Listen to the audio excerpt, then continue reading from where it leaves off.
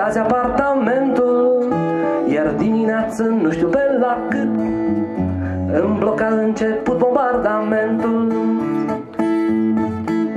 Au început să vină gresimii, rigis profile, varuri și nisipuri, găleți și târnă, coape și mistri și bormașini de foarte multe tipuri. La 9 fix concertul e întoi și fiecare zi îmi pare o lună, deja în obișnuitul tărăboi. Noi doi ne bem cafeaua împreună. Sunt mândru zilnic s-o ascult, sunt mândru că îmi e vecină. În rit suav de târnă cop mă îndrăgostesc de bormașină, mă îndrăgostesc de bormașină.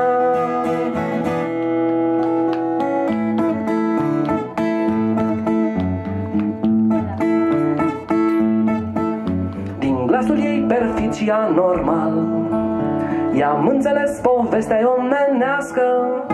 Picamărul e tatăl natural, iar mumăsa o râșniță rusească. E lângă mine când mănânc, când fac un duș, când mă trezesc, când beau cârât, când dorm adânc, sau cu nevasta mă iubesc.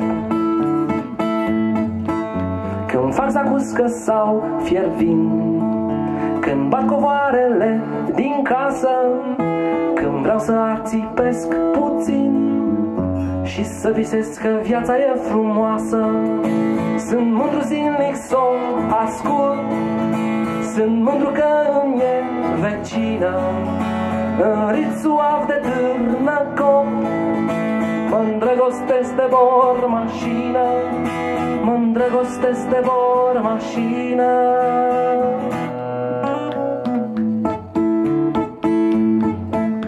Și nu visez să scap cumva de glasul ei ca de ciocănitoare. De aceea zilnic când stăm la cafea ascult, visez și sper că poate moare.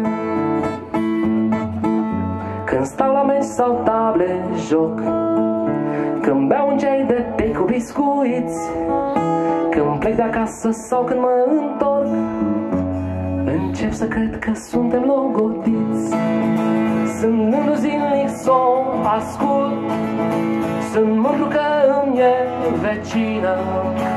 În rit suav de târnă cop mă îndrăgostesc de bormașină, mă îndrăgostesc de bormașină, mă îndrăgostesc de bormașină.